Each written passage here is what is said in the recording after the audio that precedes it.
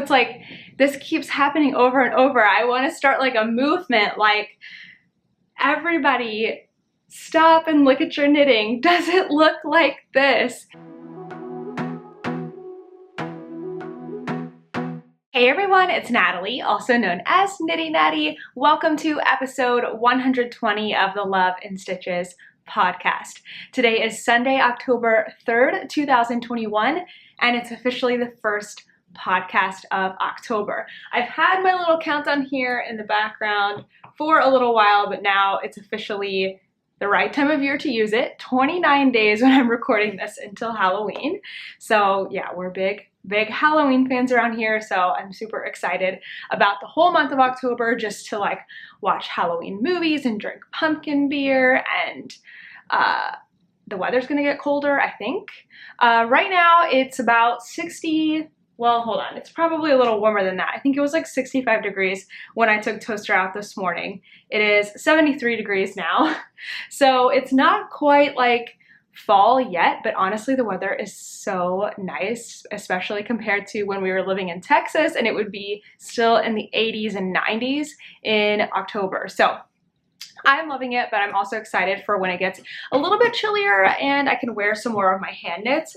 I know, when the time actually comes, I'm gonna be like, wow, I wish we didn't live somewhere so cold, but let me fantasize about New York winters right now and getting to wear all of my hand knits. I'm excited about that. Okay, so let's talk about some projects. I have just come back from a trip and I did a good bit of knitting while I was there. It wasn't a super heavy knitting trip, but I did get a lot done on the plane both ways. And guess what? I don't know why I like to sit cross-legged, so I just kicked off my slippers and sat cross-legged, but I need to stand up. I have finished one of my sweaters for Rhinebeck. I'm so excited. Okay. This is what I am affectionately calling my butter swatch sweater. So let me tell you about it first and then I'll show it a little bit more. I can't actually try it on right now because it's still a little bit damp. I washed it, like wet blocked it 2 days ago and almost, well, let's see, it was on Friday and today is Sunday. So Friday to Saturday, Saturday to Sunday. Yeah, so about not quite 48 hours ago, I blocked this, and so it's still like slightly damp, so I just don't want to try it on and mess it up or anything, but I've gone ahead and pulled it off the blocking board. It doesn't need to be on there anymore. So this is a cardigan that I have designed with the Bellish app. So Bellish is an app. You can get it on your iPhone. It's not available for Android yet, but you can go to their website. I think it's bellish.co. And you can play around with designing sweaters for adults, kids, you can do hats, you can do socks, and it's really fun because you can basically just take like a basic sweater design and add their different textures to it. You can change the gauge by changing the yarn and it will spit out a pattern for you. It does all of the work for you. But I wanted to get a little more customized with mine. So what I did is I took the basic V-neck cardigan and I changed a bunch of things about it. And I've got all of these things that I changed on my Ravelry project page. So if you want to also take the basic V-neck cardigan for your size and then adjust it with what I've done, you can do that. So I changed a ton of things about it. Again, they're all on my Ravelry page, but basically I just changed out the 2x2 ribbing for 1x1 and I put tubular cast on. I have done this really fun texture, which is just a broken rib. It's so easy. And I did an applied, it wasn't an I-cord really, it was more like a double knitting thing, but it is an I-cord, like that's what it ends up being. So that I had this applied edging all the way around, which made it really fast.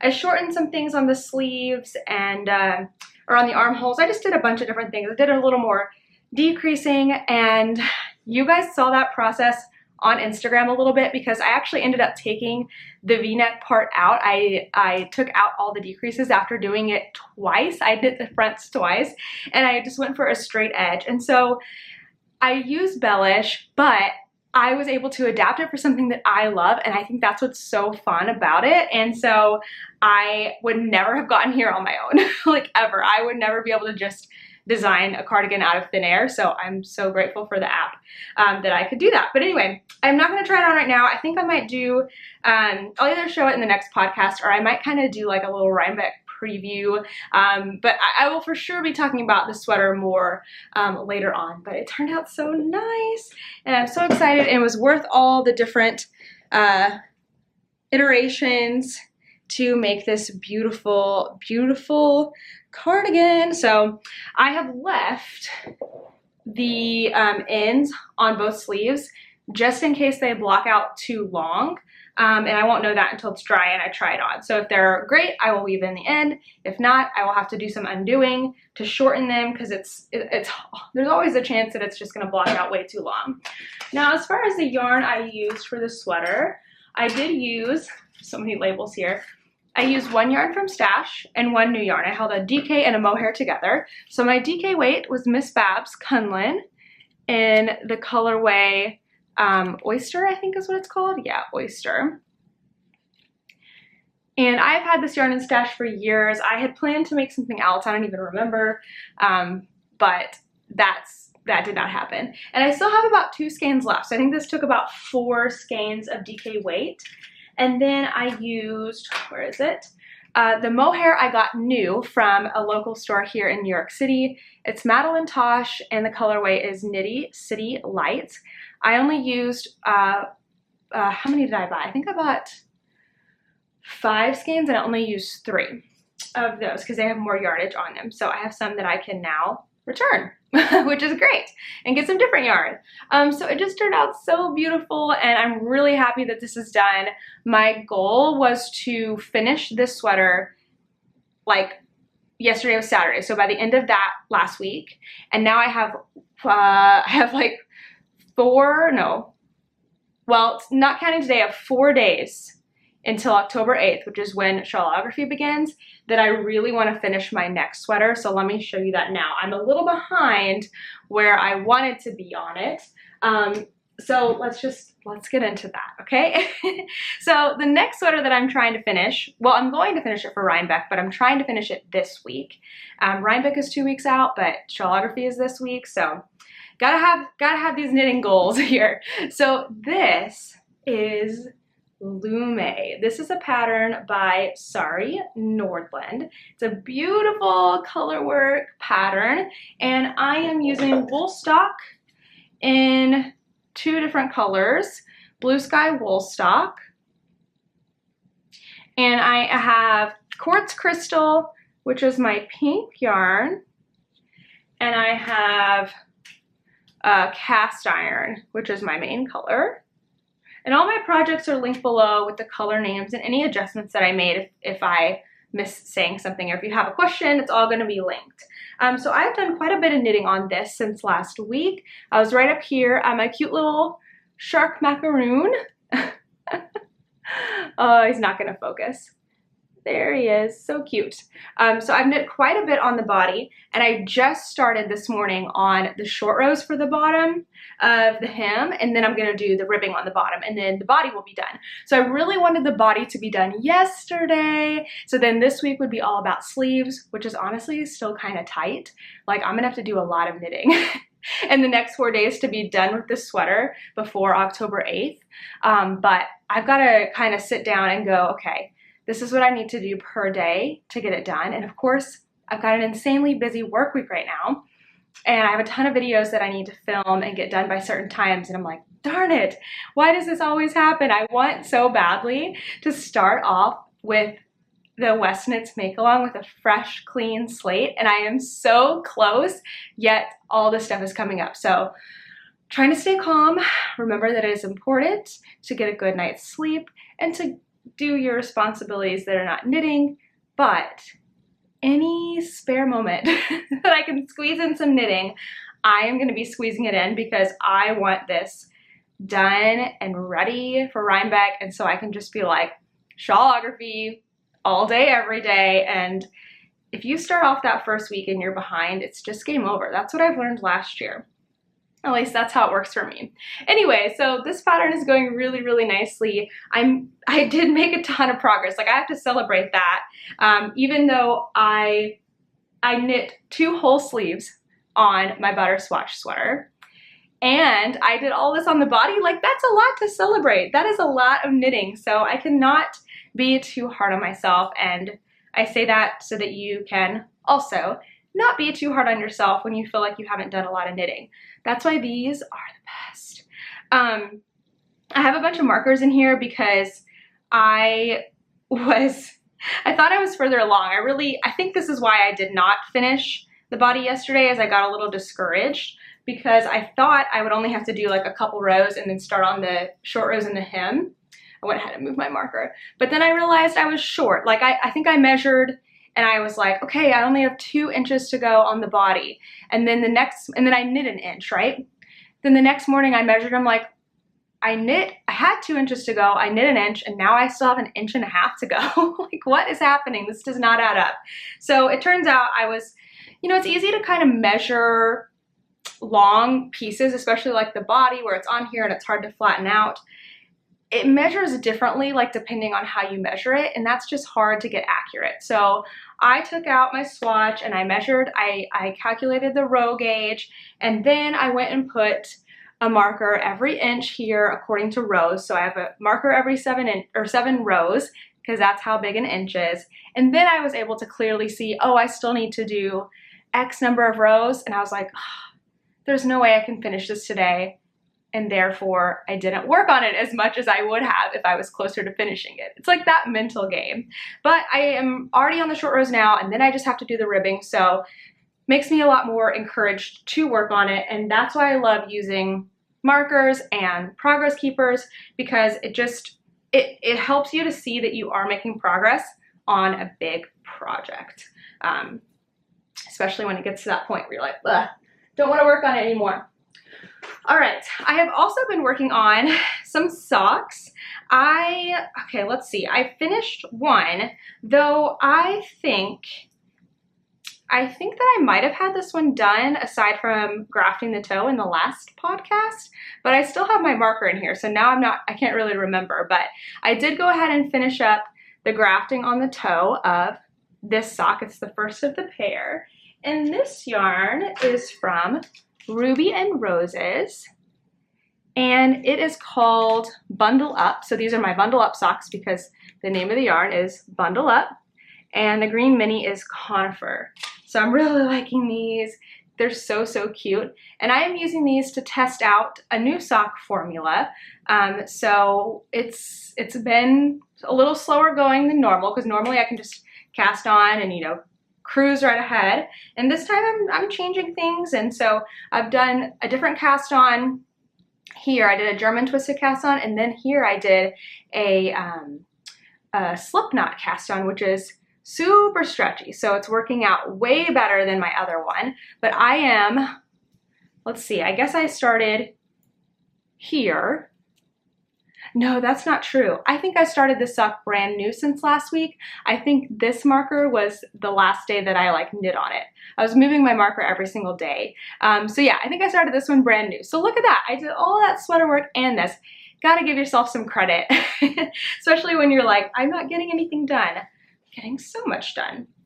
Anyway, I have finished the heel and I have just barely started on the foot of this sock. So this one's great because it's vanilla on the foot. It's just cruising for however many rows, and that's really, really nice. I'm moving my marker here. Get that moved. So I think I might go see a movie here tomorrow. Maybe. I really want to go see Dear Evan Hansen. I haven't seen it yet, so I might go see a movie, and this project will be perfect to take because it's just plain vanilla knitting. So I like always having a sock in place to do that. All right, I need a sip of coffee. It's still morning, I think. Oh my gosh, it's 11:59. So yes, it's still morning. I'm on my second cup of coffee here today. I do 5 cups in the pot, so it's like 1.5 of these. So 2 cups, kind of. All right, I have one new project. One new project that I have cast on. On October 1st, I had to cast on my spooky socks, and I just barely cast them on. This feels like it was hours ago that I did this, but it was 2 days ago, and I cast them on sitting at my desk, and then I got it from my desk and they sat there for a long time. And I didn't touch them. So I have just barely cast these on, and I mean it. I cast them on, I knit a half row, and this is where we're at. So these are from Moonglow Yarn Company. I think this is it. Yeah, so from Moonglow Yarn Company, it is her Haunted Rose Garden sock set. So you might be participating with us in the Spooky Socks Make-Along. If not, you should join us because we're still at the beginning of the month. So this is a make-along hosted by Whitney of Moonglow Yarn Company, Kay of the Crazy Sock Lady, and me. And Whitney is the yarn dyer. She dyed up a set for myself and a set for Kay that we helped her design. And then she came up with the make-along, and so it's from October 1st to October 31st, and basically the premise is just to knit on a pair of Halloween themed socks. It can be Whitney's yarn or something else, and then post on your Instagram with the hashtag SpookySocksMAL 2021. And Whitney's giving away a lot of awesome prizes. We had a cast-on party on Instagram on Friday, on the 1st, and she gave away some of the sock sets. So I was like, oh, that's a great prize. I love that. So let me show you real quickly my sock set now that it's wound. So my sock set is a dark chocolatey brown main color, and it is called 6 Feet Under, I believe. So this whole sock set is called Haunted Rose Garden, but each color has a name. So 6 Feet Under, there is an orange, which we're calling Rotten Pumpkin. There are 2 neutrally colors, and now that I have them wound, I'm not sure. I think this darker one is Earthworm, and this lighter one is Cursed Cameo. And then there are 2 pinks, of course. One of them is Haunted Rose, maybe this one, and no, maybe this one. One of them's Haunted Rose, and one of them is Love and Witches, or yeah, I think that's what it's called. Anyway, the whole set is called Haunted Rose Garden. I believe she still has some in her shop. So I am going to be making the, what is it called? It's a sock pattern set. It comes with 2 socks. I know the one I'm doing is called Plaid Blanket. I have it here. Okay, so the socks that I'm making are called Knitting with Besties by Dana Ray Makes, and there are 2 patterns in the one pattern, but you have to search for Knitting with Besties. That's what will be tagged on my Ravelry page. And I am making the plaid blanket sock. So I'm using my main color as the ribbing in the background, and I'm using each of my colors to alternate through the plaid. So I know these are going to be slow going. I probably won't finish them in October. We'll see. But I am going to work on them as much as I can. I guess I want to finish them in October because the whole goal of the Spooky Socks Make-Along is to have a pair of spooky socks to wear on Halloween. So I need to get moving on those. But I have my vanilla sock to keep me occupied when I'm busy, and then I have my fun socks to keep me going. But really this week is all about finishing my sweater, my Lume, so that I can cast on Friday the shawlography shawl. So that is coming up very, very soon. All right, I think that's all of the knitting. Good job, everyone. Thank you so much to Skillshare for sponsoring today's video. Skillshare is an online learning community with thousands of inspiring classes for creative and curious people just like you and me. This past week, I took a productivity masterclass with Thomas Frank called Create a Custom System That Works. Now, I thought I was pretty organized, but with all of the different projects that I have going on and all of the different categories of my life and all of the knitting that I want to do, I found myself getting like a little bit frazzled. And so it was really nice to sit down and learn from an expert and get a whole lot of new ideas on how to organize things. I love that most of the classes on Skillshare are under 60 minutes with bite-sized lessons, so they can really fit into your schedule wherever you have time. You know that I love to listen to something while I'm getting my nails done, so sometimes I'll do that. But with this class, I actually decided to pair it with going on a walk. So I'm getting one goal of getting some exercise done while also listening and learning along the way. There are thousands of classes on Skillshare, from organization, illustration, freelancing, you name it. If you want to learn it, it is on there. And the first 1,000 of my subscribers to use my link down below will get to try Skillshare Premium 1 month for free. Start exploring your creativity today. I wanted to show one new thing that I got this week from my sweet friends at 3 by the Sea Designs. You might have seen their Shark Week Progress Keepers this year, or Sock Week, I guess, as you can say. So I was just saying that I needed more Halloween stitch markers, that I don't have enough for all of the projects that I'm doing because everything for September and October needs to be Halloween themed. And then I go to my mailbox and look what I have. Some super adorable Progress Keepers and stitch markers from 3 by the Sea. I love this ghost, but I also love Snoopy, my dad's favorite like Halloween, or I guess maybe it was Thanksgiving. No, there is both, right? There's the Great Pumpkin Charlie Brown and then maybe a Thanksgiving one, but my dad always loved Peanuts, so that's kind of like a good memory with him that I have from growing up. And then I really liked this set too. It's got kind of like, you know, those fall vibes in the tiny little stitch markers with a progress keeper, and it even comes with a little case to keep everything in. And then this also came with some pumpkin spice tea, which you know I love tea, so I'm gonna have to drink that. But I thought that was really sweet, so thank you all so much. And they also sent us a coupon code through October 9th. Use the code Halloween to get 15% off. So I will put a link to 3 by the Sea down in my description box, and make sure you head over there, show them some love, and use that code Halloween so that you can get some fun stuff. All right, I think it is time to do some questions. I am getting so behind on the questions. There are so many good ones from week to week. You all think of the best questions, things that you can't really just Google. Like, you need somebody that you can go to that is a knitting friend to ask these questions to, and I am trying so hard to keep up with them but not do too many, because then it would be like a whole questions episode, which I guess could be something I could do in the future if I get really behind again. But I'm trying to do just about 5 or so per episode. But I did want to tell you that I have recently reopened my virtual private lessons with a new option that I think will be really great. So if you're somebody who has a question that you're like, no, I need this answered like ASAP, I cannot wait 3 weeks for you to answer this on the podcast. This is a really great low cost option that's not a full private lesson, because for those they start at I think I have them at $25 for 30 minutes.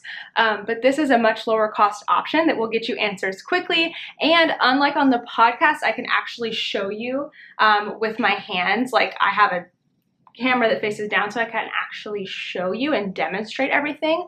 So these are called drop-in classes. They are every Wednesday from 12 to 1. You do need to sign up in advance. Basically, it's a full hour where I can take up to 5 people and answer your questions. So these are for quick questions, not for something that needs, you know, undivided attention for 30 minutes to an hour. That's what the private lessons are for. But if you have something quick, like you need help with gauge or a specific part of your pattern and you're just not sure like how to move forward, that's a perfect time to do these drop-in classes. So you can sign up on knittynatty.com, just go to lessons and they're there to sign up. There's 5 spots, and if I have more than 1 person in that hour, you're welcome to come and stay the whole time and get to see the other person's question answered too. So it's kind of like a bonus. You get to see more than one thing.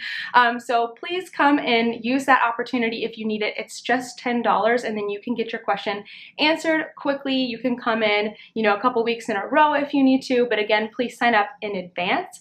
But it's just another opportunity that's a little more affordable and good for those quick questions when you don't need a whole half hour, but you need some help right away. So I just wanted to mention that before I get into these questions, because a lot of these are 3 weeks old, and by the time the podcast posts, they'll be 4 weeks old.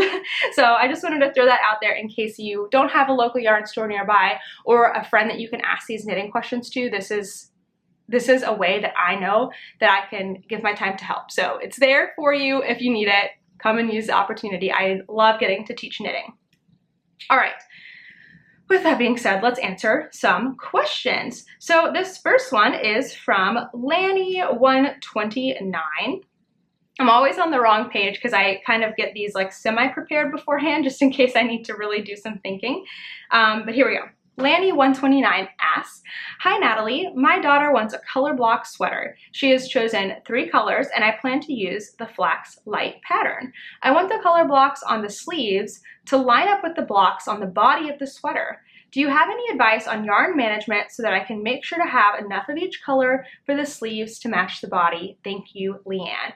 Okay, Leanne, this is such a tricky question. This is definitely going to require some math. I will just say, instinct tells me that you're going to need the most of the first color. I think flax starts at the neck, so the top color, because you're going to have that like increasing and plus like all the stitches on the sleeves, whereas the sleeves probably decrease on the way down. The body loses stitches when you let the arms go, so I would already go off of instinct to just get like more of the color on the top. So as far as how to actually calculate this, it's a little tricky. If you have a gauge swatch, which you should make one, make a gauge swatch and you can use that to help. So, okay, I'm trying to think of how to explain this. Like, you need to know, I wrote down some notes because I didn't want to like mess this up. Okay, you need to know your stitch and row gauge, but also the weight of the yarn. So for example, you need to know, like, if you have 20 stitches in your swatch, you knit 10 rows, how much does that weigh? Let's just pretend it's a gram. So 20 stitches, 10 rows is a gram. Then you go to the body of the sweater, and I mean, it's going to be changing a lot up here, so that's harder. So let's just say the body that stays consistent from here down. You'll have to do a comparison. If I'm going to knit, okay, so that was 10 rows and 20 stitches was 1 gram. So then for comparison, you'll have however many stitches on your, what am I trying to say? However many stitches are on the body, and then like, oh wait, no, wait, I'm doing this wrong. Let's just do stitches. 20 stitches equals 1 gram. 20 stitches over 1 gram. So how many I'm telling you, I'm making it more confusing than it is. 20 stitches equals 1 gram. Let's just pretend that's probably not true. So then let's say like your body is 100 stitches equals X number of grams, and then you cross multiply and divide. This is like basic middle school math. For some reason, I'm goofing it up immensely. But basically, cross multiply and divide. You're going to try to find X, which would be like how many grams it takes to do 1 round in the body. I'm so sorry, that was such a mess. So once you know that, and you know how many, like, you kind of have to figure out how many rows you're going to do in the body, you can kind of get an estimate on the body stitches, and then you'll have to do the same thing on the sleeves. So you're like, okay, so if I use, you know, if I'm doing 20 rounds on the body, I want to do 20 rounds on the sleeve, but there are fewer stitches. So how many grams is it going to take to do 1 round on the sleeves? And again, you can use your swatch for that. I'm sorry, I'm laughing because I feel like I have made this sound insane, and it's really like, it's not super hard because the math's not super hard, but it is a guess because again, this is much easier to calculate when you're not changing the stitch count, whereas up here you are. So you're gonna need more. That's not very helpful, is it? I would just do your best to kind of use gauge and weight to estimate how much you're gonna need to save for the sleeves. So if you're knitting a body, like you're knitting a body round, weigh your yarn, knit 1 round of the body, weigh it again to see how many grams that was, and then go, okay, well the body was 100 stitches and the sleeves are only like 50 stitches, so that's half. So for 1 round of the sleeve, I'm gonna need half of this weight. It won't actually be like that, but it'll be similar. Anyway, best of luck because my explanations were not that great, but it is doable to at least get an estimate and save more for the top and always have a little bit of extra. Like if you calculate and you're like, okay, I need 25 grams for the sleeves, set aside 30. Like have some extra because you might need it. If anyone else has a better explanation than that, you are welcome to leave it in the comments here because I feel like that would be very helpful for this person. For Leanne, sorry Leanne, that was a crazy explanation. Let's do another question. I need a sip of coffee first. Or maybe I need less coffee. I don't know. This question is from Jana K65. Hi Natalie, love your podcast. I've been crocheting for years and I am very new to knitting. In fact, I've started a scarf and knitting my first sock ever. I would love to try more, but I have a fear. Unlike crochet, if I make a mistake or need to frog my project, I know how to fix it and start again. But I fear mistakes in knitting. The other day I found a drop stitch in my sock. I'm knitting on magic loop and I could not figure out how it got there, so I put it on one needle and knitted two together on one side and I added a stitch on the other so that I would be back to my stitch count on each needle. I've always believed that before you drive a car or ride a horse, you should learn how to stop first before you go. I think learning how stitches work, frogging, and fixing mistakes would make my fear of knitting bigger projects lessen and disappear. Do you have any suggestions for learning these things, books and videos? Thank you. I think you're asking a question that so many new knitters have and like responding to a fear that a lot of people have. So you are not alone in this. So first I will say, good job on fixing that mistake. Honestly, that was a really great solution. You didn't leave the drop stitch live, which would have been not good because it would have kept unraveling, and you fixed your stitch count issue. I think that's wonderful. And I honestly think that's the way to learn how to fix mistakes, is by making them and repairing them. And then the next time you're like, oh, maybe I could have done it this way. That is how I learned to fix most of my mistakes. I worked in a yarn store and people would come in with finding like, not necessarily like drop stitches and stuff, but maybe they were off a stitch count, and I would read their pattern and look at their knitting, and eventually it became much easier to read. So I think just more practice definitely helps. As far as learning how to pick up a drop stitch, there are tons of tutorials on YouTube for this. My favorite person to watch as far as tutorials is Very Pink Knits. I think she's amazing and has really clear explanations. So I would go to her to see when you have a drop stitch again, how to pick it up. And then lastly, I love that knitting, you can fix mistakes, most of the basic ones like dropping a stitch or making a stitch purl instead of knit. You can fix them without taking a whole row out. So a lot of crocheters are, I think, afraid to do that, right? Because it's a little bit scarier working with live stitches. But once you learn how to do it, it is so nice, because in crochet, for the most part, to fix an error from the row before, you have to take out an entire row. Is it easy? Sure. Is it a waste of time? Yes, I think it is. And maybe not a waste of time, but it takes more time. Whereas in knitting, if I look at something and I'm like, oh darn, I dropped my stitch, or this should have been a purl instead of a knit, I can take it and right there I can drop it and pick it back up and correct it. And I love that about knitting. For me, that makes knitting easier, may not be the right word, but it makes it more appealing, because fixing mistakes is not as a time-consuming sort of a thing to do. I guess it goes both ways. Like if you have to rip a bunch in knitting, that can be more time-consuming than crochet. So there's benefits to both, don't get me wrong. But for most of those little mistakes, like I hate it when I skip a stitch in crochet. It makes me so mad. I'm like, darn, I have to go back an entire row and a half just to fix this. Whereas in knitting, I could just grab it right up. So I would start with Very Pink Knits and learn how to pick up a stitch. You can also like make a swatch or something, or a project that you're not too worried about, and replicate some mistakes and practice fixing them. I get these questions all the time. It really makes me kind of think like, oh, maybe I could share some of my tips and tricks, because to know how to fix mistakes, you definitely have to have made some. All right, let's do the next question. Oh my gosh, I'm being really long-winded today. This question is from Bilingual Anne. That's cool, Anne, bilingual. Okay, when winding a skein of yarn and I've cut off the ties, How do I know which end to put on the winder? It seems that too frequently I choose the yarn end that soon gets tangled. Oh, don't I know it? That happens to me too. I do make sure that all the yarn is facing in the same direction on the Swift. Is there a secret to know which end to attach to the winder? Thanks. You always have good, clear answers, so I hope you have one for me too. I don't think I have good, clear answers today, Anne, but this one I think I can help you with. All right, so here's a few tips for when you're winding a skein of yarn. It does depend a little bit on your winder. I have a or on your Swift. But most Swifts are there to separate the yarn into a large circle, so this can apply to most things.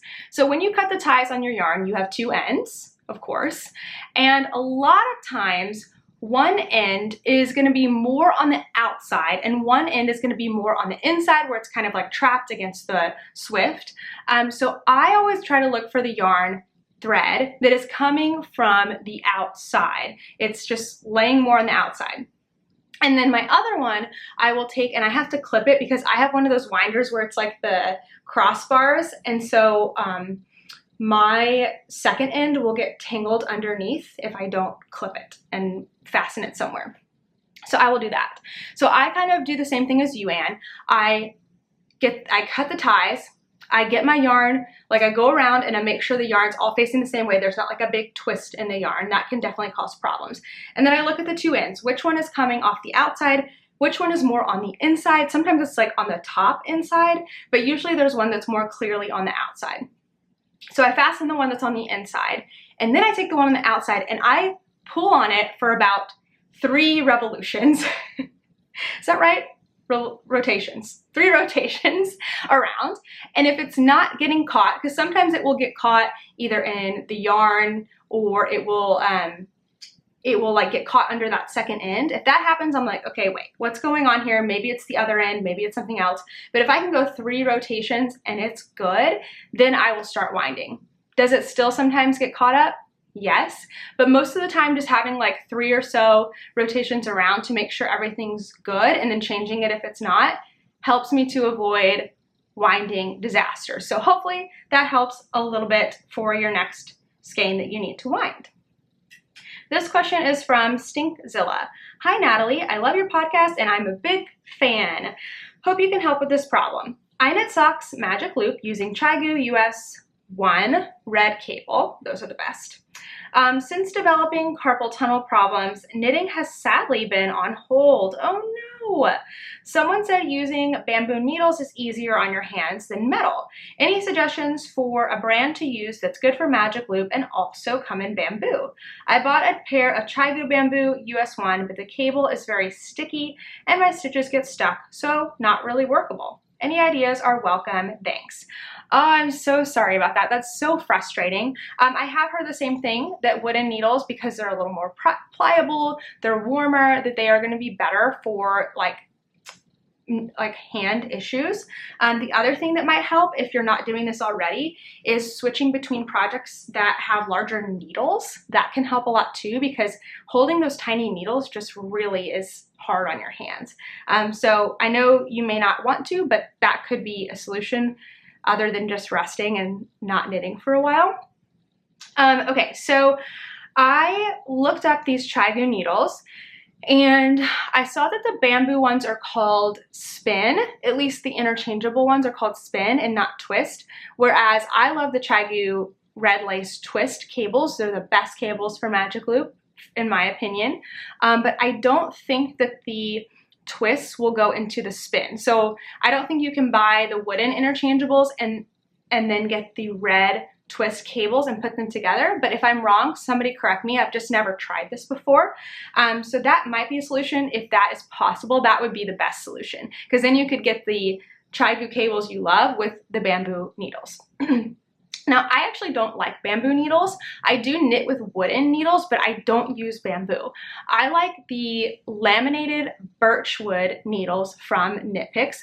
Birch and then is just a little bit stronger, and because it's laminated, the needles themselves are slicker. So Knit Picks actually makes down to a size 0 needles that are fixed wooden with their Knit Picks cables.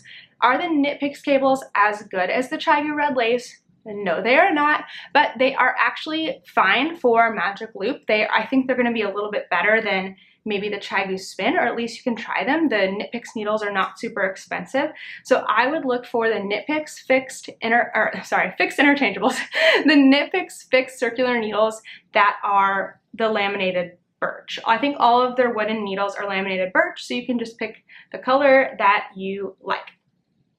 All right, I think this is the last question. Oh, two more. Trying to get a lot answered today. Okay, this one is from Sheila Bobby. Hi, I have a question regarding tension and knit versus purl stitches. I have been working on my first knitted cardigan that is worked flat. Most of my previous projects, this is me, not the person writing, are knit in the round with very little purling, or at least the purling is not a large part of the project. I have just picked up the sleeves and I've noticed a big difference in the fabric that it's creating as well as the gauge. The yarn goes thick to thin, so it's a bit bumpy anyways. I've also noticed on a newer raglan sweater that when knitting the short rows, the fabric looks tighter in the sections where I've purled versus knitting in the round. My question is, in future projects, how can I fix my tension or gauge so that my purl stitches are the same as my knit stitches? I knit continental style and I've tried to loosen or tighten my purls to match, but it always comes out uneven. Now here's what is interesting, I think. This person then put in an edit to their question a little bit later on. So let me read that real quick. Edit. I just finished watching today's podcast and I realized that I have been doing knit stitches wrong all this time. This may be the reason that my fabric looks so different. So my knit stitches are all twisted because I have been wrapping the wrong way. I am sure that the feeling that everything I have ever knit is wrong will go away soon and I will start all new projects knitting the proper way. And they have a frowny face. Oh, this makes me feel like feel for you. That was a weird time to cut, but I didn't want to get cut off in saying this because my camera has like a certain timer and I was getting close. So I feel for you so much. I cannot even tell you how often I see people's knitting posting on Instagram that is knit twisted, and I have this big debate with myself over whether to tell somebody, because at the end of the day, like, knitting stitches through the back loop is not regular knitting. Like, that is a technique that is used, but at the end of the day, it is incorrect. And so it's so hard. I go through this like, okay, the person needs to know because all their knitting would be improved, right? It would be improved if they knew this. But then how do you say that to somebody? Because it might make them feel bad. And so I just really I so feel for you. And I don't really know why this seems to happen so often. I don't know if more of us are learning online, and it's just hard to kind of see the nuances of how somebody is picking their yarn. This seems to be more common with continental knitters, I think, because it's not as clear. And this was just a question we had in the last episode too, and that was what was going on with their knitting too. And so it's like, this keeps happening over and over. I want to start like a movement, like, everybody stop and look at your knitting. Does it look like this? This is what might be happening, because it's so hard, especially when you've been knitting for years. And like this person said, all the projects I've been knitting have been incorrect. And the thing is, like, all the projects that you've been making are still beautiful. This is a gorgeous sweater that this person has made. I went and clicked on the project. I think they finished it since then, and it's an amazing sweater. They are an excellent knitter. It's just so hard because it's like almost like you feel like you've been lied to the whole time. It's like when you learn that you've been saying a word incorrectly your entire life and you're like, but my parents told me to say it that way. It's just like, it's a horrible feeling. And I do think that that will go away soon. And I agree, all new projects start knitting without twisted stitches, but finish the projects you already have how you started them, or they're going to look very, very different. And eventually, it might take a few months, knitting in the standard way, or I hesitate to say this, but the correct way is going to feel natural, and it's going to improve your knitting, and it's going to look so, so good. So I do think that that might be what is happening with your tension, but I have heard from continental knitters that it is hard to match knitting and purling. It's just difficult. I think it's a continental knitter thing, but there are so many ways to purl with the yarn in your left hand that is not just continental knitting. What are some of, there's like a bunch of like Norwegian knitting, I don't know, or Norwegian purling. There's a bunch of different ways to do it. So if you kind of dive into that, that might help as well. But anyway, you are doing such a good job, so don't get too discouraged. The projects that you're making are still beautiful. You're still an excellent knitter. Just one small thing to change. And everybody who's watching this, if you see somebody that has twisted stitches, we had this discussion on Instagram a while ago. Honestly, I think you should tell them, because they need to know. It's all about your approach. So it's better, I think, if you're a friend to tell them this. But if you're not a friend, here's some advice. Do not do this publicly, as in a comment on their page, because that's rude. Honestly, it's kind of like embarrassing for them. Like, they don't need that on their page. Instead, send a private message and say, hey, I noticed that in this project, your stitches look like they might be twisted. Are you doing that intentionally? And that's what I have been saying to people. I don't tell every single person that I see, because I'm just like, I just worry about like them feeling bad, and I don't want to be that person. But then I think, if I can be that person to tell them, so that they don't go 3 more years knitting this way, and then somebody tells them, like, you gotta tell them. It's like, you gotta tell somebody they have food in their teeth if you're a friend. True friends do that, right? Anyway, it's so hard for me. It's like making me sweat right now, because you don't want somebody to be upset, but it's important. Knitting is important. Let's do the last question. Okay, this is from Kelly, not Amy, or not Amy. I don't know if I think I've been saying Kelly, not Amy, but I don't know if that's right. Kelly in Otomy. I don't know. Anyway, hi Natalie, and hi to anyone else who may have thoughts. Yes, I'm always welcome to others answering these questions here on Ravelry or in the comments here on YouTube, because we have a community here, and that's what makes us better. Okay, I have been bitten by the sweater bug. The only problem is that I live in Florida. A question for you as someone who formerly lived in a warm weather climate. Do you have any tips or suggestions? If I knit a sweater in fingering weight, is it going to be a lighter sweater than one in DK or worsted? Or does gauge and or yarn composition matter more, i.e. wool versus cotton? Or is it better to stick with short sleeve patterns? Thanks. Okay, I will give you my opinion on this. And again, anyone else who has some suggestions, that would be great. So I definitely think that the weight of the yarn matters, and I would stick with fingering weight, because I think that's just gonna feel a lot lighter. I really enjoy fingering weight fabrics, because a lot of what we buy in stores is that lighter weight material. So I definitely would stick with a fingering weight. And the other thing is gonna be, as far as like the material, the fiber content, I think that wool is actually a really great all year round material. Like, am I gonna wear a fuzzy alpaca-y sweater in the summer? No. Am I gonna wear a wool sweater in the summer? Probably not. But once it gets to be like below 70 or so, which I know that doesn't happen in Florida super often, but wool is actually really breathable, and it's lighter weight, like physical weight, than cotton. And it behaves better. Like, cotton can just kind of like grow and stretch and be heavy. It's still a really great material. There's some cotton wool blends that I think are the best for warmer weather climates. There's like a 50-50, 50% Pima cotton, 50% wool that some hand dyers will use. That's awesome. But even just 100% wool is actually pretty breathable. So that can really work.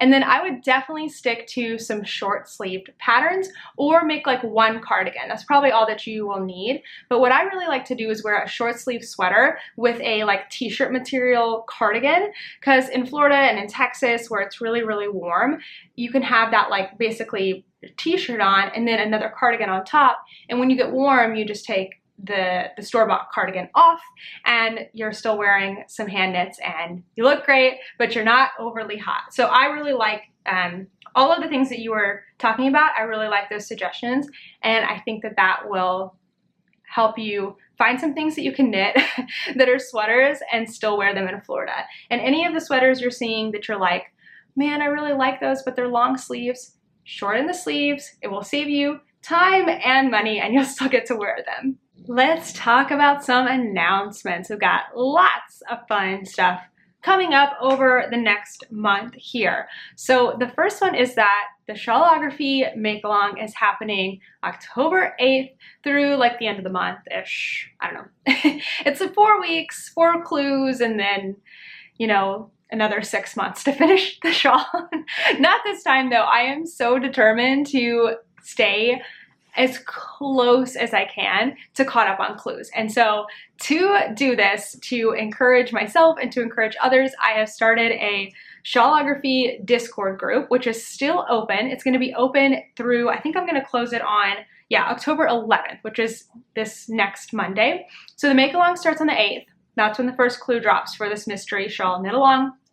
You can sign up now. We've already got over 100 people in this Discord group. So we're all there like chatting about the shawl, sharing tips, giving opinions on color, sharing our swatches. And then as the make along goes, like each week a new thread will open up where we can talk about each clue, but it'll be separated by clue. So you can just go into the channels where we're talking about the clue that you're on. So no spoilers. There's going to be lots of rules on that so that you don't get spoiled. But this is just a really great way to get some encouragement, talk with other knitters. There's lots of support in the pattern as far as videos, and I think there's some like discussion groups on Ravelry. There's lots of free support out there, but if you're looking for something smaller and some more encouragement, you can join our Shawlography Discord. I'll have the sign up down below. It's just $5 for the entire thing. So come and join us. It's going to be a lot of fun. The next thing is the Fall Garment Make-Along, and we are coming to the end of the second month. It's 2 out of 3 months. I can't believe we're already coming to the end, so I'm going to talk about the prizes here in just a second for the second month make-along, our second month of the make-along.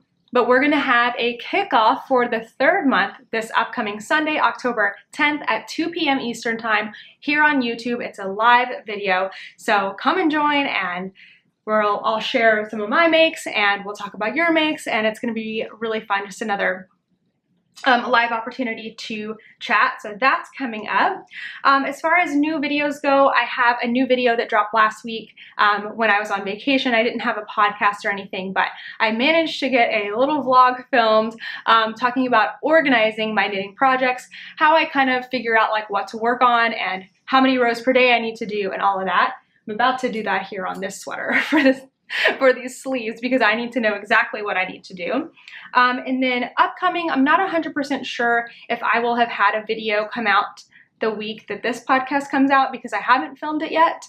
I have an idea, but I don't want to say just in case it doesn't happen with all the other things I need to film and catch up on after vacation. But I will have more stuff coming up about Shawlography and also Rhinebeck, so just be on the lookout for that. I'm going to be sharing lots and lots of stuff.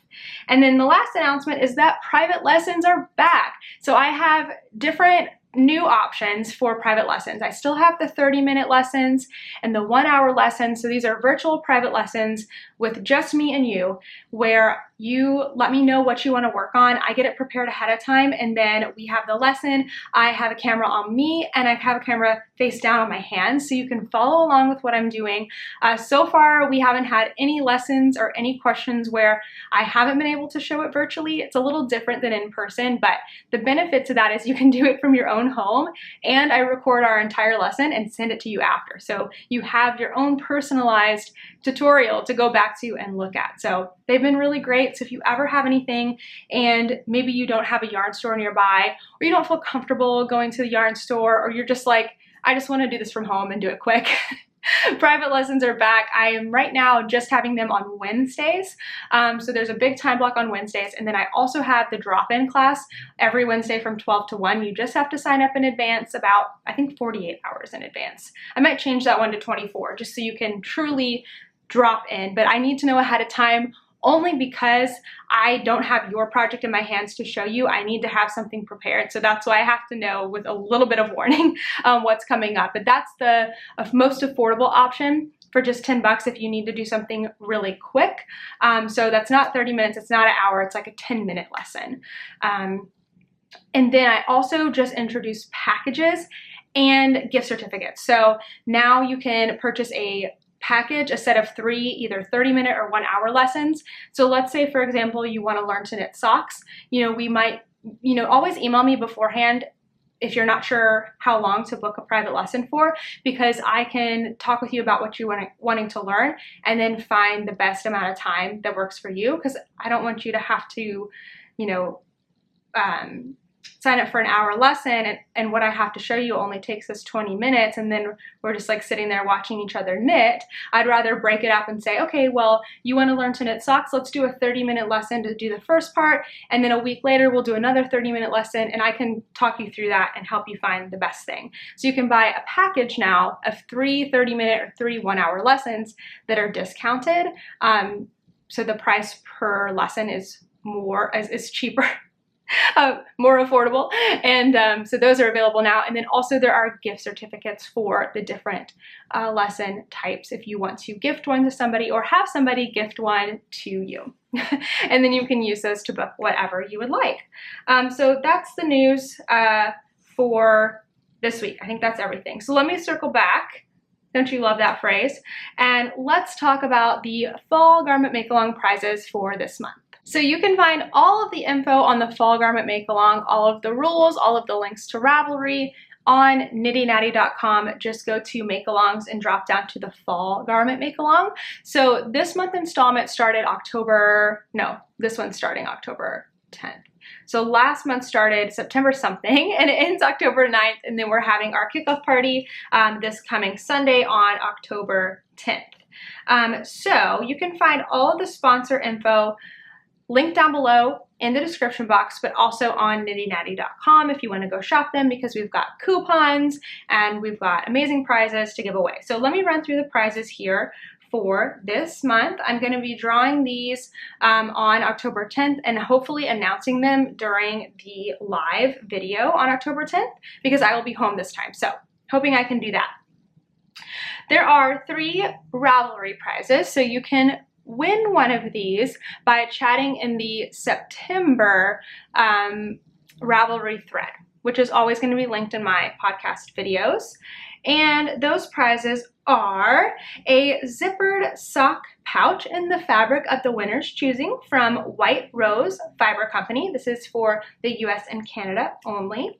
The second prize is 3 100-gram skeins of hand-dyed yarn in the winner's choice of base or color from Kimber's Cozy Creations. Oh my gosh, I was gonna try to correct that for you, Kimber's Cozy Creations. Why is that so hard for me to say? Sorry about that. But this is US and Canada only. The third prize is 1 100-gram skein of fingering weight slub yarn in the Autumn Leaves colorway, and a coordinating set of stitch markers and progress keepers from Blue Lavender Crafts, and this one is international. Then we have 3 Instagram prizes. Apparently I can't do like the R as a second letter diagraph or whatever that's called. I don't remember from when I was teaching kindergarten, but I can't do that today for some reason. But with these Instagram prizes, you can win by posting on your feed with the hashtag Fall Garment MAL. That's the one that I'm looking for, and I will look for prizes between our last month opening, which I think was September 12th, through October 9th. I'm only going to look at those dates, and last month we only had 100 or so, so you have a really good chance of winning if you post on Instagram, so make sure that you're doing that. You can do it as much as you want.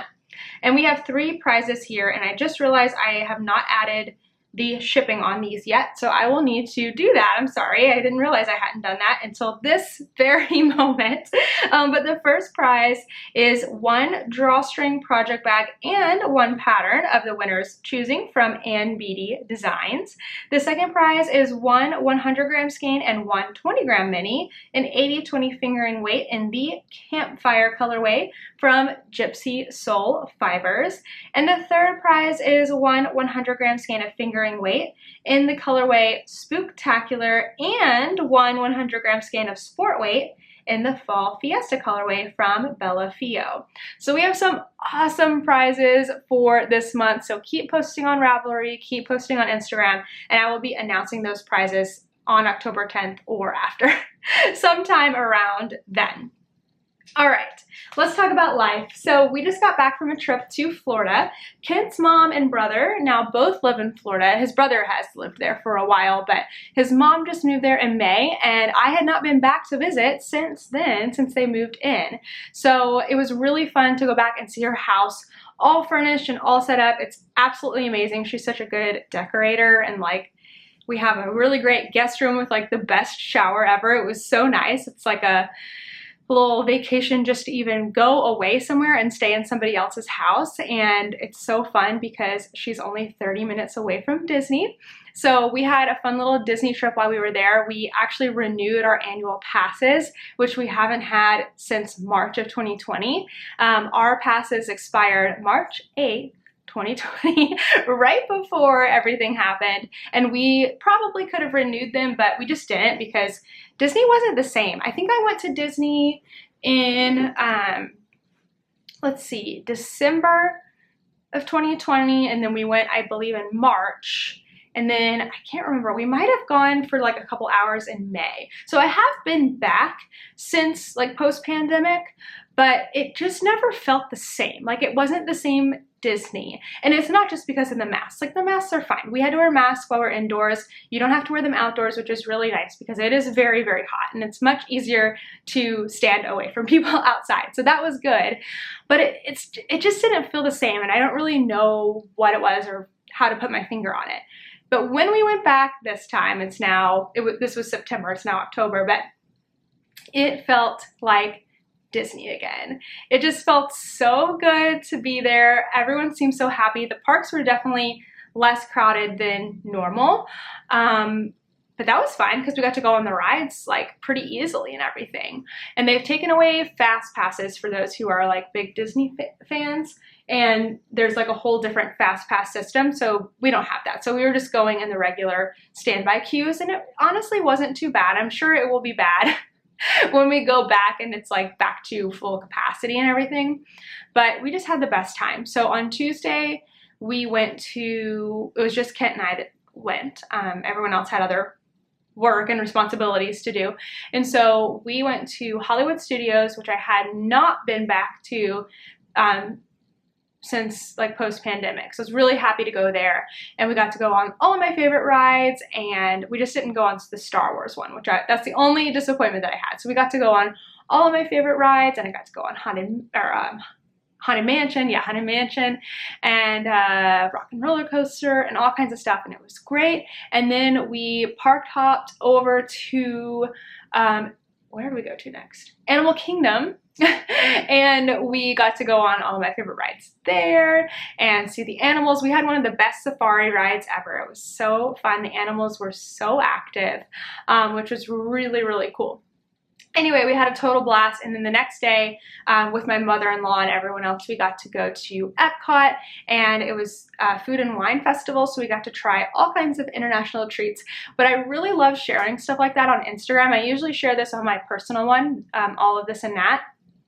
And I love it when people respond back like, you know, I'm from that country, that dish is wrong. And I love that. There was this one particular dish that was, I can't remember, it started with like an SP. It was from Germany, and it was like basically mac and cheese, but like not very good mac and cheese. And I think I had 3 different people who are like, I'm German and that is made wrong. That is not what that is. It's so much better when it's made correctly, and I 100% believe you. And I love sharing stuff on Instagram because it's like, then I get to learn new things, which is really, really cool. So we had an absolute blast. We ended the trip, like the last day, we were only there for 3 full days. The last day we just worked a little bit at home. Well, worked a lot at home, honestly. And got to hang out in the pool, and I cannot wait to go back. So I would love to just go and spend like weeks with my mother-in-law at her house and just work from there and hang out at the pool and have the nice Florida weather. I like worked outside some days on her patio and like did my emails and stuff, so I really enjoyed that. So hopefully we'll be going back here in the not too distant future because it's pretty easy to fly down to Orlando. All right, bringing me joy this week, I have a new toy, which you're gonna see here on YouTube soon, a Cricut, which is one of those machines where it like cuts out the decals, where you can do like iron-ons or labels and stuff like that. So I am gonna go spend the rest of my day today playing with that and filming a video for y'all to show you how to use it because I am learning myself and I can't wait to share it with you. So that's bringing me joy right now because I'm excited to do it. I mean, I do want to work on my sweater, which I'm going to do in between. So I'm going to kind of balance those two things, but I'm very excited to play with my new toy. And a lot of y'all saw it on Instagram and said that you love it too. So I can't wait to do that. All right, I think that's everything. Another super long episode. Thanks so much for watching and I will see you in the next one. Bye.